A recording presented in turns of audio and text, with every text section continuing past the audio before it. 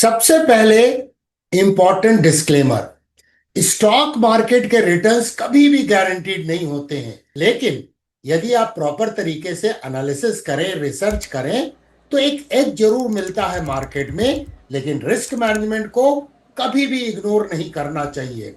और दोस्तों, एक और इंपॉर्टेंट बात, हर सैटरडे शाम 7 बजे इसी चैनल पर आता है और आपको 360 डिग्री निफ्टी मार्केट आउटलुक मिलता है। ये वीकली अपडेट आपको देता है complete picture, performance, sentiments, valuations, global news और technical charts. So never miss it to stay fully updated. आज के आउटलुक में हम बात करेंगे, क्या निफ्टी करेक्शन के ब्रिंक पर है? वैल्यूएशन क्या कह रहे हैं? फेड के फ्रेश रेट कट का क्या इंपैक्ट होगा? और इस हफ्ते के टॉप सेक्टर्स कौन से रहे?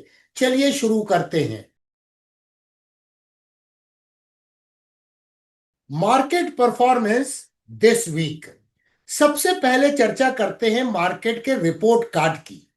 इस वीक निफ्टी 50 ने 0.85% का गेन दिया, जबकि पिछले हफ्ते ये गेन था 1.51% का। मतलब इस हफ्ते मोमेंटम थोड़ा कम हुआ है। अगर ब्रॉडर मार्केट को देखें तो निफ्टी टोटल मार्केट इंडेक्स, जो 750 स्टॉक्स का एक इंडेक्स है, उसने इस हफ्ते 1.31% की रैली दिखाई, लेकिन अगेन पिछले हफ्ते से थोड़ा कम, जबकि वो लास्ट वीक में 1.55% ऊपर गया था। और बैंक निफ्टी इस हफ्ते प्लस 1.19%, पिछले हफ्ते प्लस 1.28% था। मतलब थोड़ा सा कूल ऑफ हुआ है। समझने लायक बात यह है कि इंडेक्स परफॉर्मेंस एक तरह का हेल्थ रिपोर्ट कार्ड है पूरे मार्केट का। अगर निफ्टी 50 और टोटल मार्केट दोनों थोड़े मॉडरेटेड हुए हैं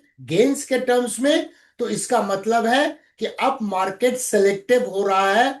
हर स्टॉक रैली नहीं कर रहे हैं, बल्कि सेक्टर रोटेशन शायद चल रहा है। Sector performance this week. चलिए अब देखते हैं sector wise picture. Nifty financial service sector का जो इंडेक्स है, उसने इस हफ्ते रिटर्न दिया 0.62% का, लेकिन पिछले हफ्ते ये गेन था 1.83% का। मतलब फाइनेंशियल्स भी थोड़े ठंडे पड़े हैं।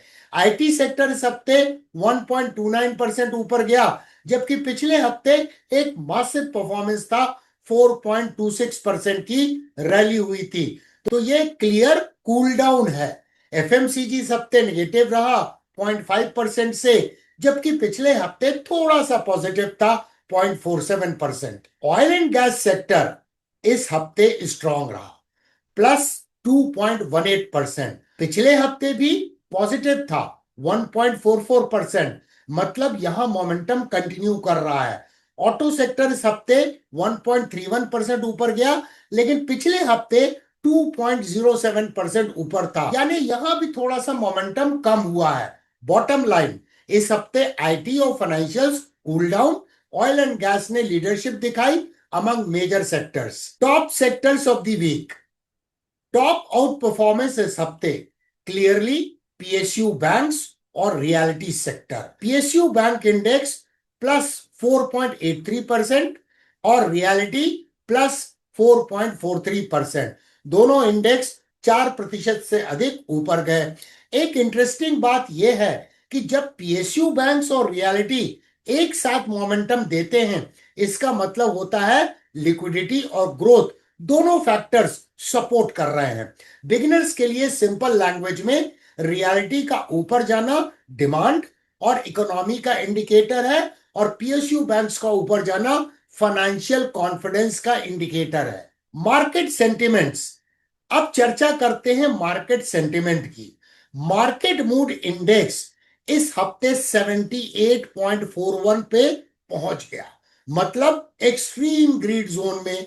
पिछले हफ्ते ये 55 पे था, तो सिर्फ ग्रीड जोन में था। एक और इंडिकेटर इंडिया विक्स इस हफ्ते 9.96 पर क्लोज हुआ है। ये लोअर बैंड 9 to 10 के आसपास में है। मतलब मार्केट में कॉम्प्लेसेंसी आ गई है। लोग बिलीव कर रहे हैं कि रिस्क लो है, लेकिन हिस्ट्री के हिसाब से जब भी विक्स इतना लो होता है, कभी कभी एक सडन स्पाइक भी आ सकता है। तो दिखने में सब काम है, लेकिन अंडर करंट में रिस्क इग्नोर नहीं करना चाहिए। एक छोटा सा जोक, मार्केट सेंटिमेंट्स और शादी के रिश्तों में एक सिमिलैरिटी है। दोनों में अगर ज्यादा ग्रीड और ज्यादा फियर हो तो रिस्क बहुत बढ़ जाता है। आपका क्या विचार है, कमेंट करके बताइए। की न्यूज दिस वीक। अब देखते हैं इस हफ्ते के इंपॉर्टेंट न्यूज हेडलाइंस को। सबसे बड़ा हाईलाइट था अडानी ग्रुप रैली। सेबी ने हिंडनबर्ग एलिगेशंस को डिसमिस कर दिया और साथ ही पावर, रिन्यूएबल्स और सीमेंट में सपोर्टिव पॉलिसीज ने कॉन्फिडेंस दिया। डायरेक्ट टैक्स कलेक्शन 9% जंप करके 10.82 लाख करोड़ हो गया 17 सितंबर तक। ये फिस्कल स्ट्रेंथ का इंडिकेटर है और गवर्नमेंट स्पेंडिंग को सपोर्ट करेगा। ग्लोबल एजेंसी एस&पी ग्लोबल ने कंफर्म किया कि India fastest growing major economy बना रहेगा 6.5% ग्रोथ के साथ। मतलब मैक्रो बैकड्रॉप स्ट्रांग है। एक और इंटरेस्टिंग थीम सामने आई है, इंटैंजिबल इकोनॉमी। ईटी रिपोर्ट के हिसाब से इंडिया अब टैंजिबल मैन्युफैक्चरिंग के साथ साथ इनटैंजिबल एसेट्स में भी लीडर बन रहा है, जैसे एआई और सर्विसेज। ये लॉन्ग टर्म ग्रोथ का नया चैप्टर है। इंडिया यूएस ट्रेड फ्रंट पे टैरिफ रिजोल्यूशन 8 to 10 वीक्स में पॉसिबल हो सकता है। अगर ये होता है तो ग्लोबल ट्रेड के लिए पॉजिटिव होगा।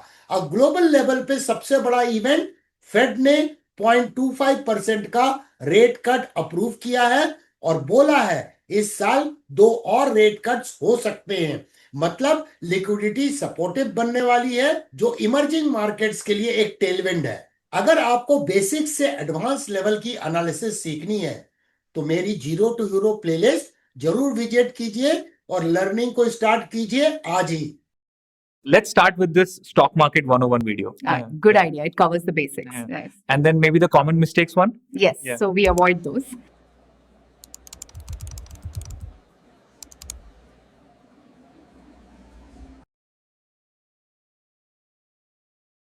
इंस्टीट्यूशनल एक्टिविटी, एफआईआईस और डीआईआईस की एक्टिविटी देखते हैं।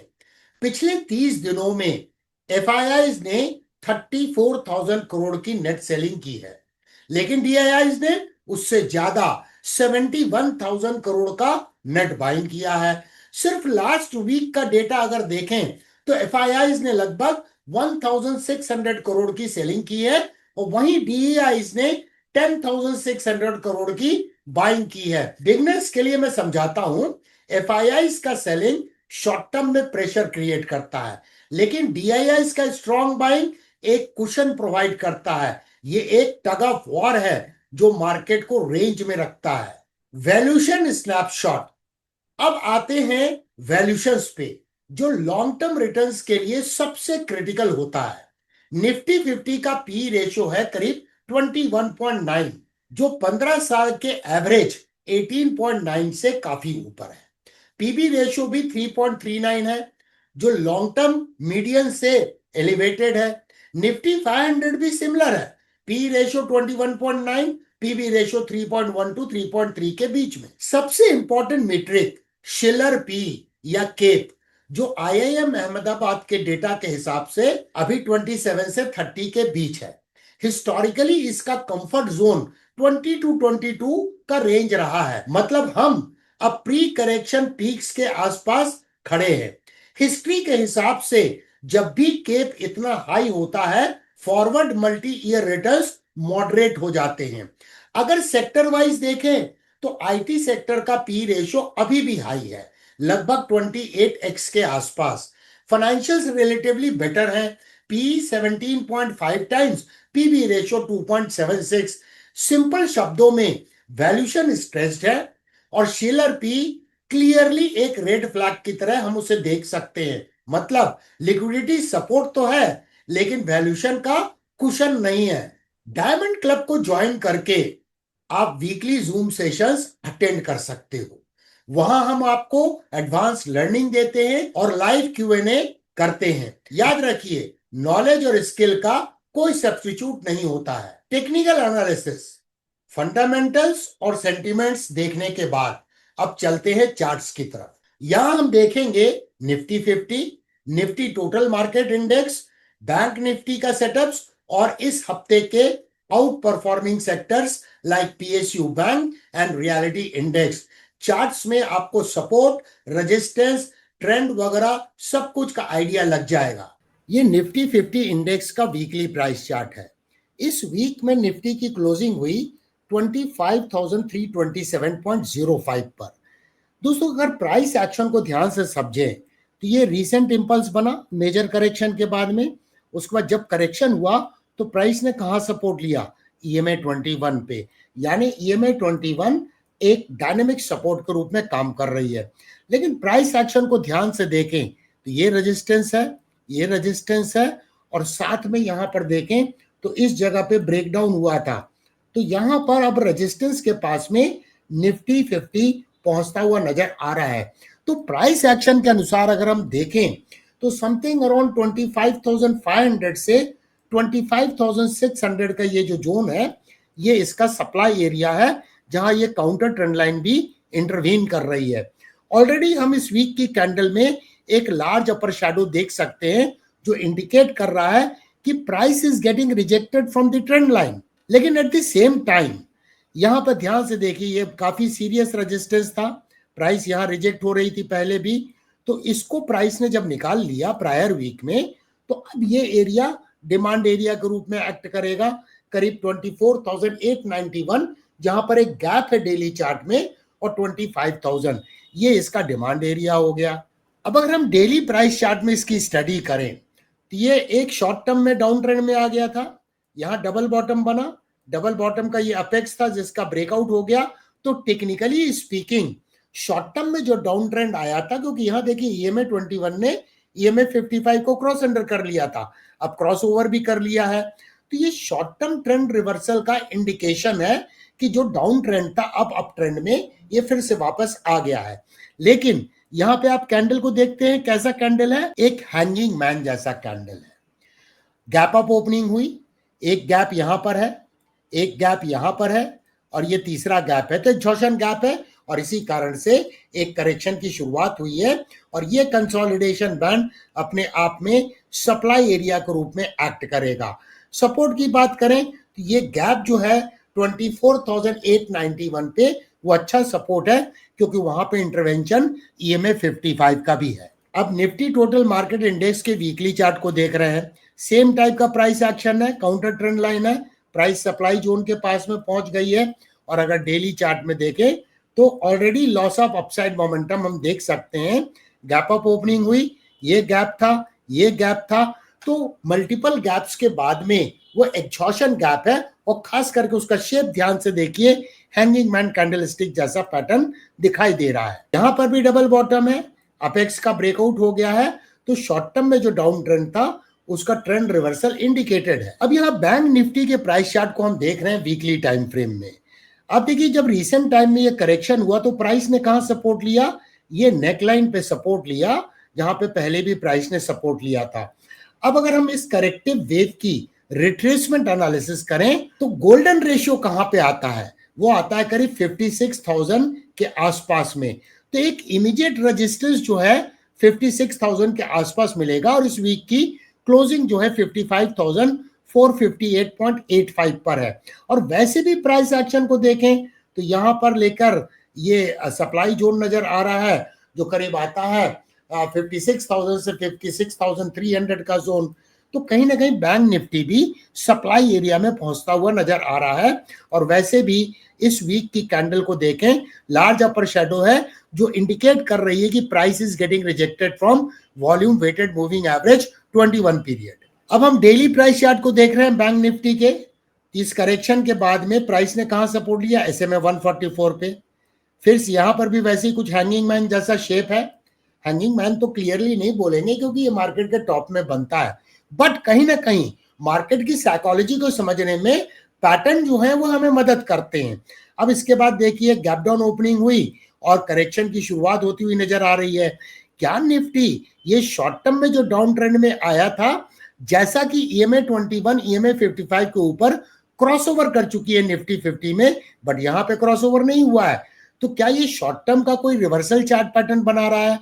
निफ्टी में हमने डबल बॉटम देखा, तो क्या ये लेफ्ट शोल्डर है, ये हेड है? प्राइस ऐसे करेक्ट करके कुछ इस तरह से वापस जाए और ये नेकलाइन का ब्रेकआउट हो, पॉसिबिलिटी नजर आ रही है। ये तो वक्त बताएगा कि किस तरह का चार्ट पैटर्न बनेगा, लेकिन रिट्रेसमेंट एनालिसिस के अनुसार ये इसका इमीडिएट सप्लाई एरिया है, जहां गोल्डन रेशियो है, और उसके बाद 78.6% रिट्रेसमेंट लेवल जो आता है वो 56,700 पे आता है। जहां तक सपोर्ट का सवाल है, तो ऑब्वियसली इस करेक्टिव वेव का 38.2% रिट्रेसमेंट लेवल जो करीब 54,750 पे आता है, वो इमीडिएट सपोर्ट होना चाहिए, और उस जोन में यहां पर EMA 21 and volume weighted moving average का भी सपोर्ट नजर आ रहा है। अब देखते हैं sector of the week, Nifty PSU bank index. ये डेली चार्ट है।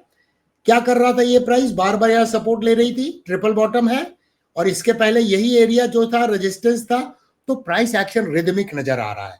ये इसका रेजिस्टेंस था जिसका यहां ब्रेकआउट हो गया है। साथ में यहां पर देखिए एक मिनी डबल बॉटम था, इसका ब्रेकआउट हुआ है। और डबल बॉटम में इसलिए बोल रहा हूं क्योंकि EMA 21 ने EMA 55 को क्रॉस अंडर कर लिया था और अब क्रॉस ओवर भी कर लिया है। और सबसे इंपॉर्टेंट है कि अब SMA 144 का भी स्लोप अपसाइड इंक्लाइन हो चुका है। अब हम निफ्टी रियलिटी इंडेक्स को देख रहे हैं, जिस इंडेक्स ने भी बहुत अच्छा परफॉर्मेंस दिया है, 4% से ज्यादा तेजी है इस वीक में।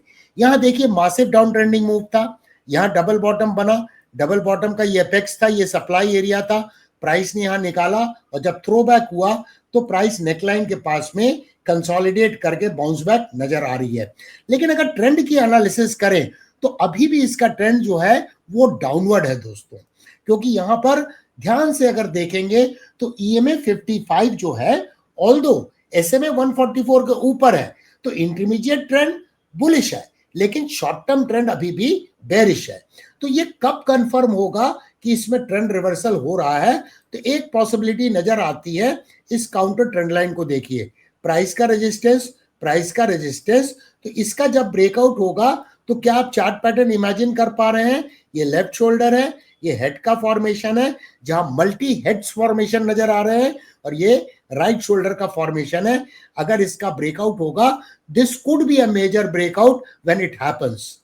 कंक्लूजन, तो दोस्तों इस हफ्ते के मार्केट को अगर समराइज करें तो मार्केट मॉडेस्टली ऊपर गया, सेक्टर रोटेशन बिल्कुल विजिबल है, सेंटिमेंट्स एक्सट्रीम ग्रीड में है और वैल्यूएशन स्ट्रेस्ड है, लेकिन लिक्विडिटी और डोमेस्टिक फ्लोस अभी सपोर्ट कर रहे हैं इंडियन स्टॉक मार्केट को।